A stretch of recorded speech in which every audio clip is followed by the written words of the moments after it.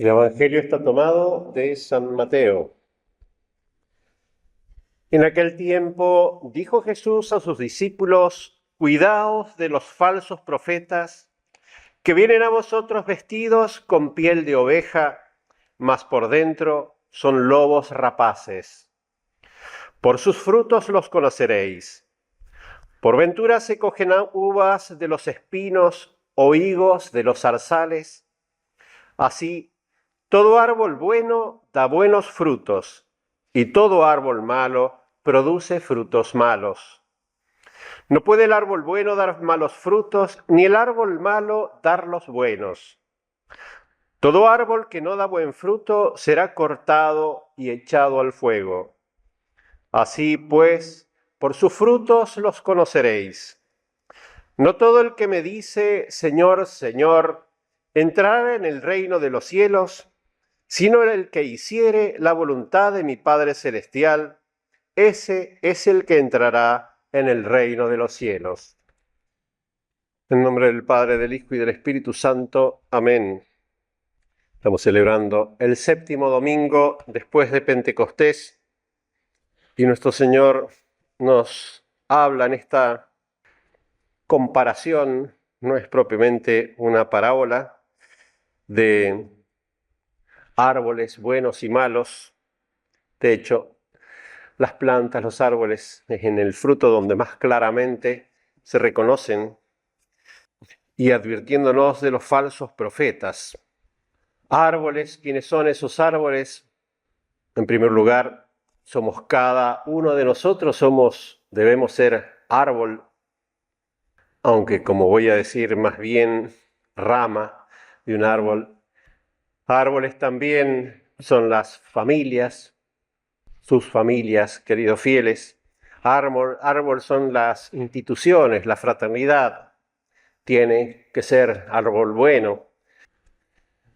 Y esos árboles, árbol bueno, en realidad no son muchos, hay un único árbol bueno. Nuestro Señor lo dice también con otra comparación que es la misma. Yo soy la vid, ese árbol que es la viña de Dios Padre, y Él es la vid, y todos debemos ser sarmientos injertados en esa vid. Es el único árbol bueno. Él es la explicación, el que da la naturaleza buena a todo, ahora sí, no árbol, sino rama de ese árbol. Es el único árbol bueno que da frutos buenos. Árboles malos hay muchos, y esos árboles malos, personas, familias, instituciones o instituciones que arrancan siendo de la iglesia y se arrancan de la iglesia si se vuelven malas, o instituciones civiles de tantas maneras, pues también se vuelven malos en la medida en que siguen falsos profetas. Nuestro Señor es el verdadero profeta, la verdadera raíz, la verdadera vida del árbol.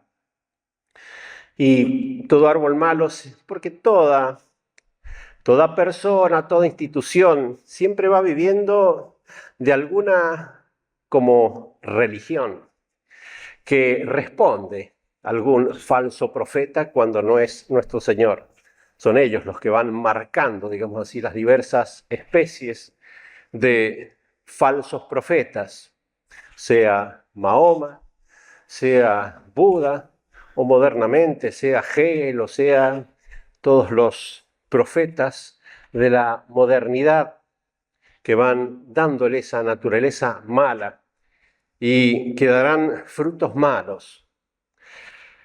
En el dar fruto del árbol, por otra parte, también hemos mirado un poco lo que da la naturaleza a cada árbol. Hay también un tiempo de dar frutos. Y sabemos, los árboles, pues, no es su tiempo, bueno, no es el invierno, tiene que ser el verano, el tiempo de los frutos. Y podríamos pensar, bueno, no siempre hay que esperar el fruto ya, sino que habrá que esperar el verano de cada árbol.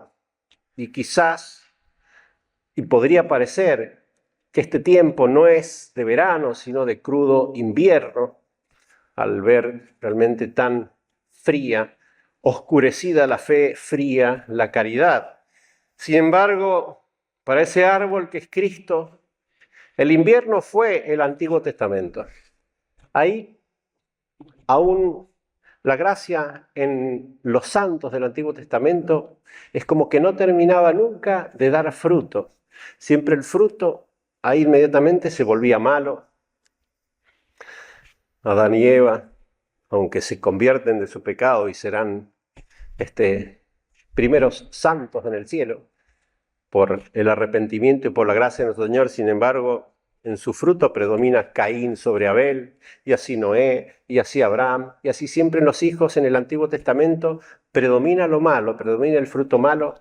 El verano llegó con Cristo. Y desde Cristo en adelante estamos en verano y en tiempos de frutos. Es nuestro Señor el que le da vigor. Él llegó.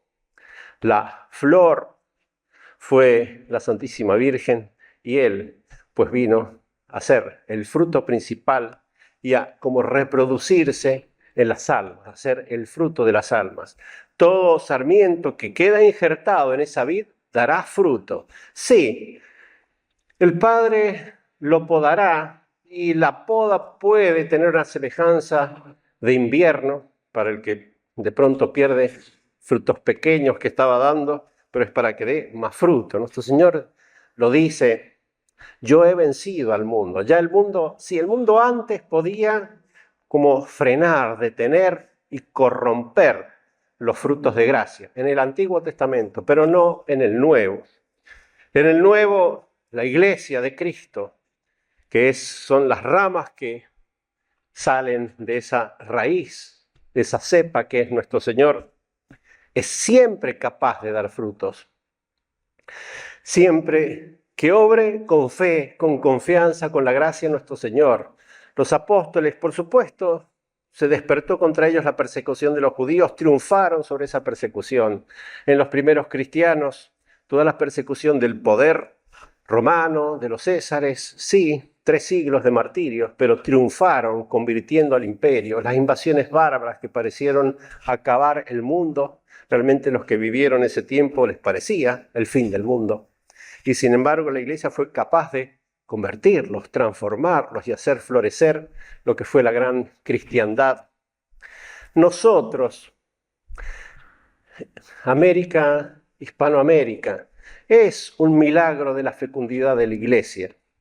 Realmente esos pueblos convertidos a la luz del Evangelio fue el único lugar en el mundo donde realmente hubo esa como conjugación de la Iglesia y el Estado y el poder temporal de una España que obró para Cristo y que dio ese fruto maravilloso, sí, milagroso, sí, los frutos de nuestro Señor son milagros, pero milagro que siempre que se obre con fe, con confianza en nuestro Señor, apoyándose en Él, realmente como rama de ese árbol, siempre va a dar fruto en todo tiempo. Estamos en tiempo de verano y de frutos, y nuestro Señor espera los frutos de su árbol, de su iglesia. Todos estos países, sí, por supuesto, como atacados desde la infancia por todos estos poderes masónicos, internacionales, mundiales, cuyo primer origen es el enemigo de Cristo, el príncipe de las tinieblas. Sí, es cierto que desde su constitución así política nunca han estado bien formados. Sin embargo, son frutos del Evangelio y por eso permanecieron. Y por eso, como pasó en una cristiandad, si hubo familias sanas, instituciones sanas, un pensamiento así y una vida capaz así de florecer en vida, en cultura verdadera y en frutos de santidad y de vida eterna, fue porque estuvo apoyada, injertada en Cristo, custodiada, confirmada, vivificada por la Iglesia, por la obra del sacerdocio, de los papas, de los obispos. Eso fueron nuestros países y eso ha sido la Argentina hasta hace poco. Realmente uno ve históricamente hasta hace bastante poco.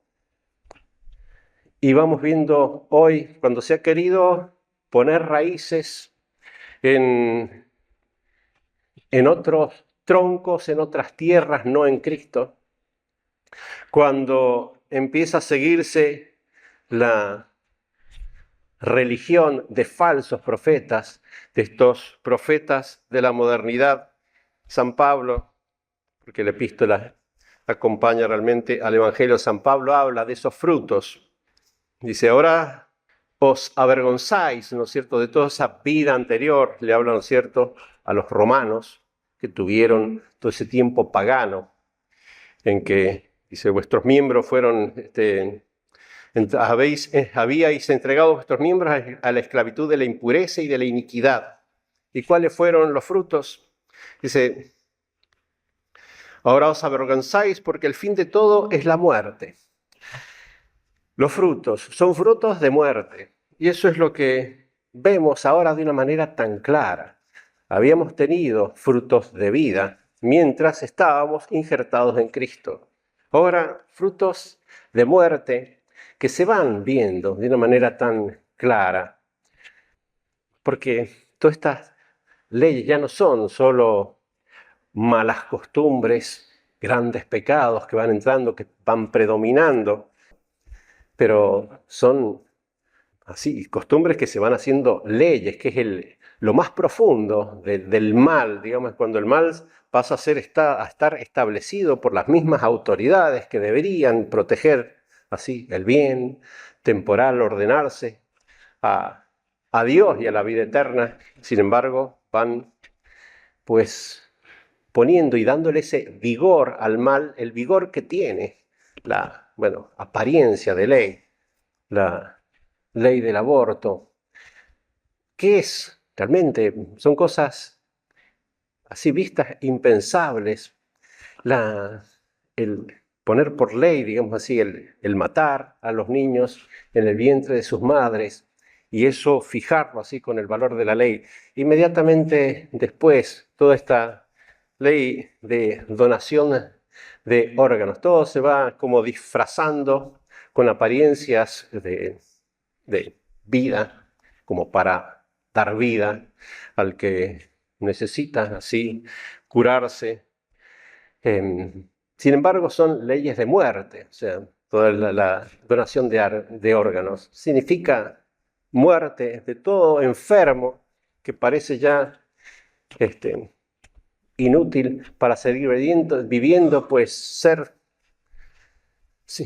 trozado para que sirva a los otros. No se puede llamar ni eutanasia porque no es una intención de darle como una muerte pacífica, que es un gran pecado, esa falta de respeto del tiempo de la vida, del momento de la muerte, que es de Dios, que es tan decidido, tan decisivo, tan importante. Dios, hasta los últimos minutos que puede dar a un enfermo, tiene un sentido tan grande, porque la muerte decide realmente la eternidad. Pues la gracia puede alcanzarlo hasta ese último momento y despreciar, digamos, ese carácter sagrado de la muerte. Cristo, que por su muerte nos viene a salvar y que nos viene justamente a mostrar ese sentido de la muerte cristiana, de la muerte con Cristo. Todas esas cosas así tan profundamente deformadas. Y no solamente es lo que implica toda la donación de órganos, el terminar matando al que está vivo, digamos, porque los órganos hay que sacarlos en realidad mientras la persona vive, sino que va estableciendo todo ese comercio horrible, terrorífico, digamos, porque el que puede pagar por un órgano, empiezan a desaparecer un montón de personas, digamos así, que quizás no están tan enfermas, pero todo eso va creando una cosa. Vamos entrando realmente en algo terrorífico. Sí, realmente uno ve ese carácter tan satánico, digamos, de que va apareciendo, va justamente fructificando al seguir falsos profetas, al ser árbol que ya no es de Cristo.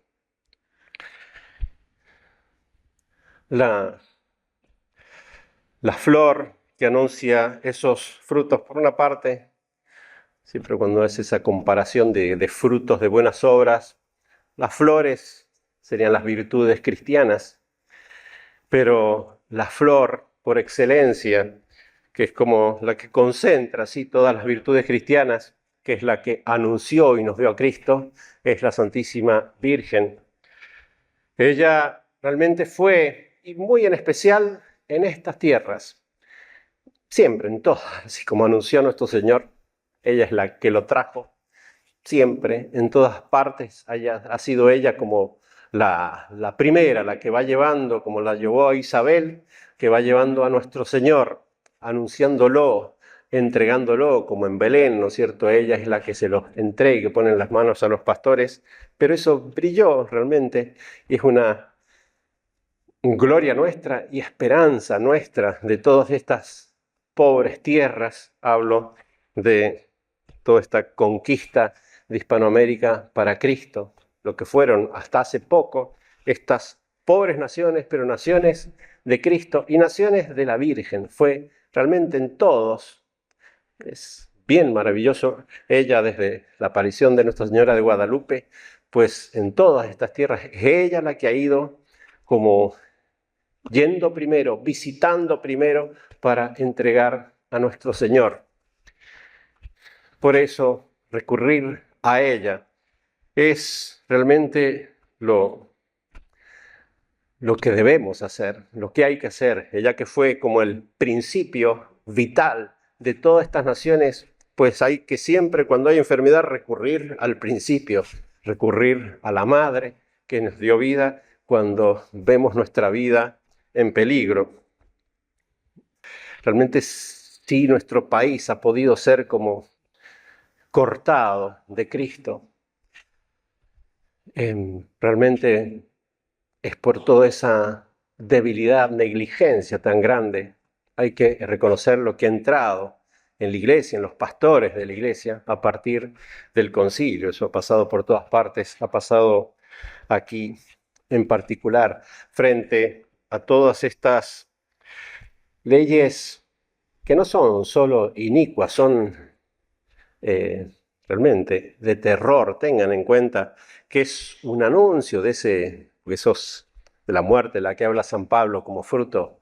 Es una muerte que se inicia acá y termina en el horror del infierno, en la muerte eterna. Es un anuncio, son como primicias, así como la gracia y la vida de la virtud cristiana y de la gracia es primicia del cielo. Estas son primicias del infierno, de la oscuridad y del horror del infierno que se va como anunciando. Realmente por eso es algo de carácter tan satánico. Nuestros obispos, nosotros vamos a hacer la consagración ahora, es difícil en cierta manera para nosotros. Ha habido, y uno es por lo que uno ve, no somos nosotros los que tenemos que hacer como un juicio de los obispos, a los cuales nosotros reconocemos al Papa como Papa y los obispos como obispos. Sin embargo, frente a todo esto, el silencio, por una parte, cuando son ellos los que tendrían realmente, son los profetas que tendrían que anunciar a Cristo, que ponerlo delante y dar fuerza a los políticos, a los diputados, a los senadores que pudieran hablar en contra de estas cosas. La fuerza, que solo puede ser cuando realmente es la religión, es Cristo, es el catolicismo, el que desde donde se defienden estas cosas, solo desde ahí se pueden defender. La fuerza de ese lenguaje, de esas cosas, son los obispos los que tienen que darla. ¿Cómo puede un diputado ponerse a hablar de estas cosas cuando los obispos están callados? Realmente hay católicos desorientados que no saben lo que pasa, que no saben por qué de pronto sus pastores son pastores mudos, que no hablan, pareciera que responden un poco a la presión. Termina diciendo nuestro Señor, dice, no todo el que me dice Señor, Señor entrará en el reino de los cielos, sino el que hiciere la voluntad de mi Padre Celestial. Antes de decir Señor, Señor, de rezar, tenemos que hacer nuestra parte, tenemos que tratar de poner lo posible, hacer la voluntad de nuestro Señor en la medida en que podamos para que haya entonces realidad en nuestra oración. Eso hay realmente, aparentemente así, por lo que uno ve, una profunda incoherencia. Sin embargo, no podemos dejar de reconocer que volvernos a la Virgen es lo que hay que hacer. Ella es realmente la madre, no solamente de todo cristiano, es en especial, lo ha sido en especial la madre de todos estos pueblos, de estos pobrecitos pueblos que nunca se han llegado a formar del todo de Hispanoamérica, y es volvernos a ella, y en especial en todo este combate que no es combate por esta vida, es por la vida eterna. Estos niñitos muertos en el seno materno, no solo es la vida la que termina, es la posibilidad de la vida eterna, la posibilidad del bautismo, es esa grandeza de lo que trae Cristo, ese es el fruto que está esperando y es la Virgen la que a nosotros nos ha dado. Y es volvernos hacia ella para que nos ampare, nos cubra con su manto, para que repita esas frases tan consoladoras que le dijo a Juan Diego, que realmente están dirigidas a todos nosotros, que te preocupa si estoy yo aquí, que soy tu madre, si estás bajo mi manto, en mi regazo, pues que sea ella realmente la que trate, la que salve estos pueblos que ella le dio la vida, que ella realmente les trajo a nuestro Señor, que ella realmente nos protege en estos tiempos tan oscuros que estamos viviendo. En nombre del Padre, del Hijo y del Espíritu Santo. Amén.